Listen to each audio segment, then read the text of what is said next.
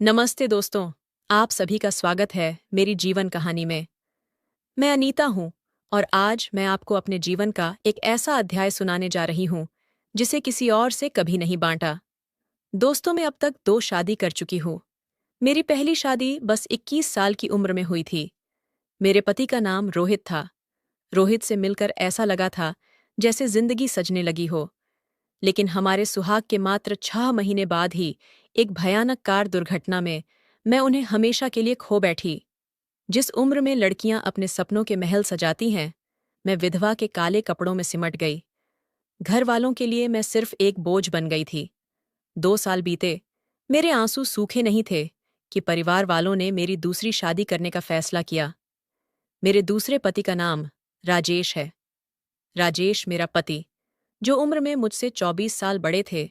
इसका मतलब वो अभी जवान नहीं था, उसकी उम्र बहुत ज्यादा थी, जिस वजह से वो मुझे कभी वो खुशी नहीं दे पाते जो एक नई नई दुल्हन को चाहिए होता है। उनके साथ मेरे नए जीवन की शुरुआत हुई।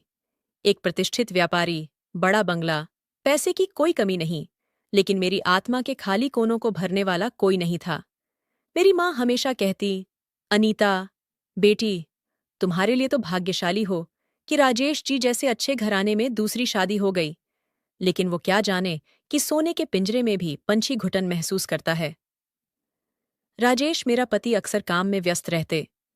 रात को घर आते तो बस खाना खा लिया पूछकर अपने कमरे में चले जाते। कभी कभी तो महीनों विदेश यात्रा पर रहते। उनके होते हुए भी मैं अकेली थी। एक औरत की जो शारीरिक और भावनात्मक जरूरतें होती हैं, उन्हें कौन समझे। घर में काम के लिए सविता आंटी थीं।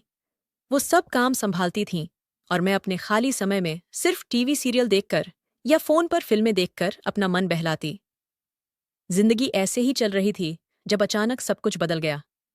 एक दिन सविता आंटी ने फोन किया और बोली, मेम साहब, मेरी तबीयत ठीक नहीं है, आज नहीं आ पाऊंगी। तो मैं बोली, कोई बात नहीं आंटी, आप आराम करें। फिर सविता आंटी बोली, लेकिन मेम साहब, काम का क्या होगा? मैं अपने बेटे विशाल को भेज दूंगी, बड़ा समझदार है, सारा काम अच्छे से कर लेगा। उन्होंने प्रस्ताव रखा। अगले दिन सुबह डोरबेल बजी। जब मैंने दरवाजा खोला, मानो समय थम सा गया। मेरे सामने खड़ा था एक युवक, लंबा, गठीला और आकर्षक चेहरा लिए। उसके काले बाल, गहरी आंखें और मुस्कुराते होंठ देखकर मेरा दिल तेजी से धड़कने लगा। नमस्ते भाभी जी, मैं विशाल। माँ ने भेजा है, उन्होंने बताया होगा। उसकी आवाज में एक मधुरता थी जो मेरे कानों में रस घोल गई। मैंने अपने आप को संभाला और कहा, हाँ, हाँ, आओ अंदर। सविता आंटी की बेटे विशाल ने अपना काम शुरू किया। वह सविता आंटी से भी ज्यादा कुशलता से घर के काम निपटा रहा था। मैं चाहकर भी उससे नजरें नहीं हटा पा रही थी। जब वह झुककर फर्श साफ करता, उसकी मांसपेशियां कमीज के नीचे से उभरतीं। जब वह पानी पीता, उसका गला ऊपर नीचे होता। हर छोटी हरकत मुझे मोहित कर रही थी। भाभी जी, और कुछ काम है? उसने पूछा।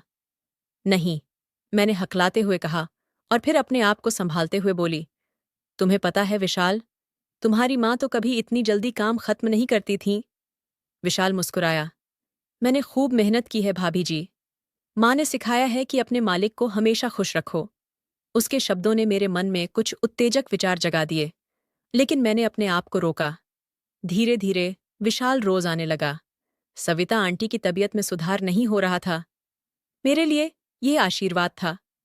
मैं सुबह जल्दी उठने लगी, अपने बाल संवारने लगी, थोड़ा मेकअप करने लगी, सिर्फ विशाल के आने से पहले तैयार होने के लिए। मैंने अपने कपड़ों पर भी ध्यान देना शुरू किया। कभी गहरी गर्दन वाला सूट, कभी पीठ खुली हुई कुर्ती। मेरी नजरें हमेशा उसकी प्रतिक्रिया देखने के लिए तरसतीं, लेकिन विशाल, जैसे किसी देवदूत की तरह, हमेशा सम्मान से पेश आता। एक दिन मेरे पति ने बताया, अनीता, मुझे 2 हफ्ते के लिए सिंगापुर जाना है। एक बड़ा प्रोजेक्ट मिला है। मेरा दिल एक पल के लिए धड़का और मन ही मन में सोची, 2 हफ्ते, विशाल के साथ अकेले।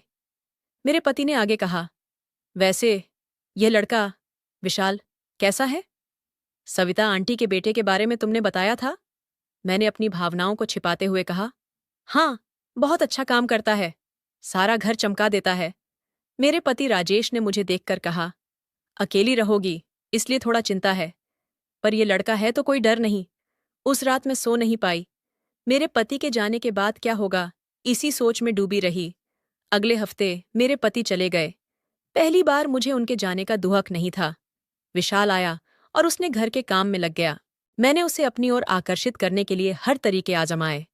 कभी उसे कॉफी मंगवाती, कभी कहती कि मेरे कमरे में पंखा ठीक करे। मेरे कपड़े और अधिक आकर्षक और उत्तेजक हो गए थे। एक शाम मैंने हिम्मत जुटाई और विशाल से कहा, तुम बहुत अच्छे हो विशाल, तुम्हारे साथ बात करते हुए अच्छा लगता है। विशाल ने मुस्कुराते हुए कहा, आप भी बहुत अच्छी हैं भाभी जी। मुझे भाभी जी मत कहो, सिर्फ अनीता कहो। मैंने धीमे से कहा। विशाल असहज हो गया। जी मैं वह हकलाने लगा। मैंने उसके करीब जाकर कहा, क्या तुम समझते नहीं विशाल, मैं अकेली हूं, तुम अकेले हो। क्यों ना हम। ये सुनते ही विशाल ने एक कदम पीछे हटते हुए कहा, भाभी जी, ये ठीक नहीं है। मैं यहां सिर्फ काम करने आया हूं। वह कमरे से बाहर चला गया और मैं सिर्फ देखती रह गई। मेरे अंदर का तूफान और भड़क उठा। मैंने इतनी हिम्मत जुटाकर अपने दिल की बात कही थी और उसने मुझे ठुकरा दिया। फिर भी मैंने हार नहीं मानी। अगले दिन से मैंने अपनी कोशिशें और बढ़ा दीं। मैं जानती थी कि विशाल भी मुझसे आकर्षित है, बस उसे अपने भावनाओं को स्वीकार करने की हिम्मत नहीं है। हर दिन, हर पल मेरा दिल सिर्फ विशाल के लिए धड़कता। मैं उसकी हर हरकत पर नजर रखती, उसके चेहरे पर आती हर भावना को पढ़ने की कोशिश करती। मेरी चाहत थी कि वह स्वेच्छा से मेरे पास आए, मुझे अपनाए। मैंने अपनी सारी शर्म त्याग दी थी और अब मैं एक ऐसे मोड़ पर थी जहां पीछे मुड़ने की कोई राह नहीं थी। विशाल मेरे लिए सिर्फ एक शारीरिक आकर्षण नहीं था, वह मेरे अकेलेपन का साथी था, मेरी आत्मा का पूरक था। लेकिन विशाल हर बार मेरे प्रयासों को नजरअंदाज करता। वह मुझसे दूरी बनाने लगा था। जब भी मैं उसके करीब जाती, वह कोई न कोई बहाना बनाकर वहां से चला जाता। एक दिन मैंने अंतिम प्रयास किया। मैंने उसे अपने बेडरूम में बुलाया, फिर धीरे से कहा, विशाल, मैं बहुत तन्हा हूं। मेरा पति मुझसे प्यार नहीं करता। मुझे प्यार और सहारे की जरूरत है। क्या तुम मुझे वह नहीं दे सकते? विशाल चुपचाप खड़ा रहा। उसकी आंखों में एक अजीब सा संघर्ष दिखाई दे रहा था। मेरी सांसें तेज हो गईं। क्या इस बार वह हाँ कहेगा? लेकिन विशाल ने सिर्फ इतना कहा, भाभी जी, मैं आपका सम्मान करता हूं, लेकिन यह सही नहीं है। और वह कमरे से बाहर चला गया। मैं हताश थी। मैंने अपने आप को इतना गिराया था, फिर भी विशाल ने मुझे ठुकरा दिया। मैं अपने बिस्तर पर गिरकर रोने लगी। क्या मैं इतनी बुरी हूं? क्या मेरे अंदर कुछ ऐसा है जो किसी को भी नहीं भाता? लेकिन मेरे अंदर की आग अभी भी धधक रही थी। मैं विशाल को पाना चाहती थी, किसी भी कीमत पर। मुझे नहीं पता था कि कैसे, लेकिन मैं हार मानने वाली नहीं थी। अगले दिन से मैंने अपना रवैया बदल दिया। मैंने उससे सीधे कुछ नहीं कहा, बल्कि अपने व्यवहार से उसे यह एहसास दिलाने लगी कि मैं उसके बिना अधूरी हूं। मैं कभी कभी उदास दिखती, कभी खुश। उसके सामने ऐसे कपड़े पहनती जो उसके मन में हलचल मचा दें। विशाल अब असहज महसूस करने लगा था। मैं जानती थी कि वह भी मेरी ओर आकर्षित है, लेकिन अपने सिद्धांतों के कारण दूर रह रहा है। मेरे मन में एक नई योजना आकार ले रही थी। अब मैं उस युवक को अपना बनाकर ही रहूंगी। एक रात मुझे नींद नहीं आ रही थी। मेरे मन में विशाल के प्रति बढ़ते आकर्षण ने मुझे बेचैन कर दिया था। अचानक मेरे मन में एक विचार आया, शायद अगर मैं उसकी मदद मांगूं तो वह मेरे करीब आएगा। मैंने अपने आप को साधारण कपड़ों में ढका और रात के सन्नाटे में सीढ़ियों की ओर बढ़ी। मेरा कमरा ऊपरी मंजिल पर था, जबकि विशाल नीचे नौकरों के कमरे में रहता था। जैसे ही मैं सीढ़ियों से उतर रही थी, मेरा पैर वास्तव में फिसल गया और मैं गिरने लगी। आह! मेरी चीख पूरे घर में गूंज गई। चंद सेकंड में ही विशाल दौड़ता हुआ आया। उसके चेहरे पर चिंता के भाव थे। भाभी जी, आप ठीक तो हैं? उसने घबराहट से पूछा। मैं दर्द से कराहते हुए बोली, मेरा पैर, शायद मोच आ गई है। मैं मैं उठ नहीं पा रही हूं। विशाल ने झुककर मेरे पैर को देखा और फिर कहा, आपको तुरंत कमरे में ले जाना होगा। अगर आपकी इजाजत हो तो। मैंने दर्द भरी आवाज में सिर्फ सिर हिलाकर हाँ कह दिया। विशाल ने धीरे से मुझे अपनी बाहों में उठाया। मेरे शरीर के उसके शरीर से लगते ही मेरा दिल तेजी से धड़कने लगा। मैं उसकी आंखों में देख रही थी और पल भर के लिए मुझे लगा कि उसकी आंखों में भी कुछ था, शायद चिंता से कहीं ज्यादा कुछ। वह मुझे धीरे धीरे सीढ़ियां चढ़ाकर मेरे कमरे तक ले गया। मैंने अपनी बाहें उसके गर्दन के चारों ओर डाल रखी थीं और अपना सिर उसके कंधे पर रखा हुआ था। उसका गर्म सांस मेरे चेहरे पर महसूस हो रहा था। मेरे लिए समय जैसे थम सा गया था। मेरे कमरे में पहुंचकर उसने बड़ी सावधानी से मुझे बिस्तर पर लिटा दिया। मैं नहीं चाहती थी कि वह जाए, इसलिए मैंने तुरंत उसका हाथ पकड़ लिया। विशाल, मुझे छोड़कर मत जाओ, मैंने भावुक होकर कहा। मैं अकेली महसूस करती हूं। क्या तुम समझ नहीं सकते कि मुझे तुम्हारी कितनी जरूरत है? विशाल कुछ देर चुप रहा। फिर उसने धीरे से कहा, भाभी जी, आपको डॉक्टर की जरूरत है। मैं अभी डॉक्टर को फोन करके बुलाता हूं। मैंने उसका हाथ और मजबूती से पकड़ा। नहीं, अभी नहीं। बस थोड़ी देर मेरे पास बैठो। विशाल ने अपना हाथ छुड़ाते हुए कहा। मैं आपकी हालत देखकर बहुत परेशान हूं। डॉक्टर को बुलाना जरूरी है। और वह कमरे से बाहर चला गया। मैं निराश होकर बिस्तर पर लेट गई। मेरी योजना फिर से असफल हो गई थी। लगभग 2 घंटे बाद विशाल वापस आया, लेकिन अकेला नहीं था। उसके साथ एक महिला थी, सुंदर सौम्य चेहरे वाली, डॉक्टर के कपड़े पहने हुए। भाभी जी, ये डॉक्टर नीलू हैं। इन्होंने आपको देखने के लिए अपनी क्लिनिक से समय निकाला है। विशाल ने परिचय करवाया। डॉक्टर ने मेरे पैर की जांच की और बोली, आपको ज्यादा चोट नहीं आई है, बस हल्की मोच है। मैं कुछ दर्द निवारक दवाइयां दे रही हूं। 3 दिन आराम करें, सब ठीक हो जाएगा। जब डॉक्टर जाने लगी, मैंने विशाल से पूछा, ये डॉक्टर कौन है? तुम इन्हें कहाँ से जानते हो? विशाल कुछ झिझकते हुए बोला, वो वो मेरी पत्नी है, भाभी जी। सावंत मेडिकल क्लिनिक चलाती है। मैंने सोचा कि आपकी मदद के लिए इनसे बेहतर कोई नहीं होगा। मैं स्तब्ध रह गई। पत्नी? तुम्हारी शादी हो चुकी है? हाँ भाभी जी, विशाल ने कहा। पिछले साल ही हमारी शादी हुई थी। नीलू मेरी पत्नी डॉक्टर हैं और मैं जब तक अपनी पढ़ाई पूरी करता हूँ, तब तक घर खर्च में मदद के लिए माँ के साथ काम करता हूँ। डॉक्टर नीलू ने मुस्कुराते हुए कहा, विशाल ने आपके बारे में बहुत कुछ बताया है। उन्होंने कहा कि आप अकेली रहती हैं और सहारे की जरूरत है। मैंने सोचा कि मैं भी आपकी मदद कर सकती हूँ। अगर आप चाहें तो मैं कुछ दिन यहीं रुककर आपकी देखभाल कर सकती हूँ, जब तक आप पूरी तरह ठीक नहीं हो जाती। मैंने कुछ पल उन दोनों को देखा, एक साथ खड़े, एक दूसरे के प्रति सम्मान और प्रेम की भावना से भरे हुए। उस पल मुझे अपनी हरकतों पर शर्म आई। मैं कैसे इस प्रेमी पति को अपनी इच्छाओं का शिकार बनाने की सोच सकती थी? हाँ, वो ठीक है, मैंने हकलाते हुए कहा। विशाल ने अपनी पत्नी की ओर प्यार से देखते हुए कहा, नीलू, भाभी जी की अच्छी तरह देखभाल करना। मैं घर का बाकी काम संभाल लूंगा। जब वे दोनों बाहर जाने लगे, तो विशाल रुका और मेरी ओर मुड़ा। उसकी आंखों में एक अजीब सी समझ थी। भाभी जी, हम गरीब लोग हैं, लेकिन हमें अपनी सीमाएं और रिश्ते की पवित्रता का महत्व पता है। मैं आपका आदर करता हूं और आपकी सेवा करना मेरा कर्तव्य है। लेकिन कृपया मुझे ऐसी परिस्थिति में न डालें जहां मुझे अपने सिद्धांतों और विवाह के प्रति मेरी प्रतिबद्धता से समझौता करना पड़े। इतना कहकर वह चला गया और मैं अपने विचारों में खो गई। मेरे मन में पहली बार शर्म की भावना जागी।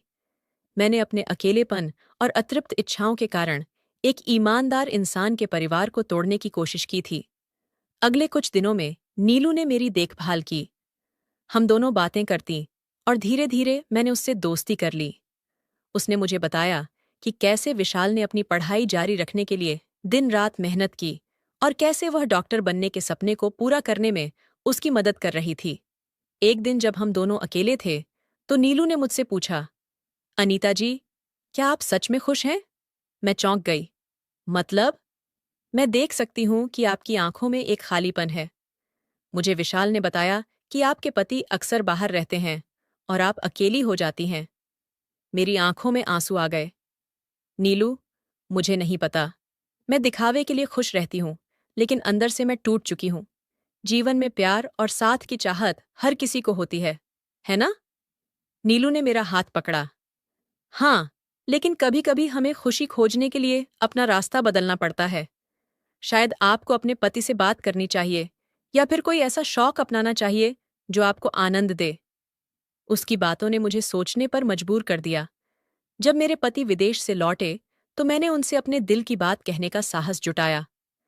मैंने उन्हें बताया कि मुझे कितना अकेलापन महसूस होता है और मैं हमारे रिश्ते में और नज़दीकी चाहती हूँ। मेरी बातें सुनकर मेरे पति चुप रहे। फिर उन्होंने कहा, अनीता, मुझे माफ़ करना। मैं इतना व्यस्त था कि मैं तुम्हारी भावनाओं को समझ नहीं पाया। शायद हमें एक छुट्टी पर जाना चाहिए, एक दूसरे को फिर से जानने के लिए। विशाल और नीलू ने मुझे एक महत्वपूर्ण सबक सिखाया था। सच्चा प्रेम धैर्य और समझदारी से आता है, किसी आकर्षण या शारीरिक इच्छा से नहीं। आज जब मैं अपने अतीत के बारे में सोचती हूँ, तो मुझे शर्मिंदगी होती है कि मैंने एक क्षणिक आकर्षण के लिए अपनी मर्यादा खोने की कोशिश की थी। लेकिन साथ ही मुझे गर्व भी है कि मैंने अपनी गलतियों से सीखा और अपने जीवन को सुधारने का प्रयास किया। अब मैं और राजेश जी एक दूसरे को बेहतर समझते हैं। हमारे बीच दूरियां कम हो गई हैं और मैंने अपने जीवन में नई खुशियां ढूंढ ली हैं। पेंटिंग, संगीत और सामाजिक कार्य।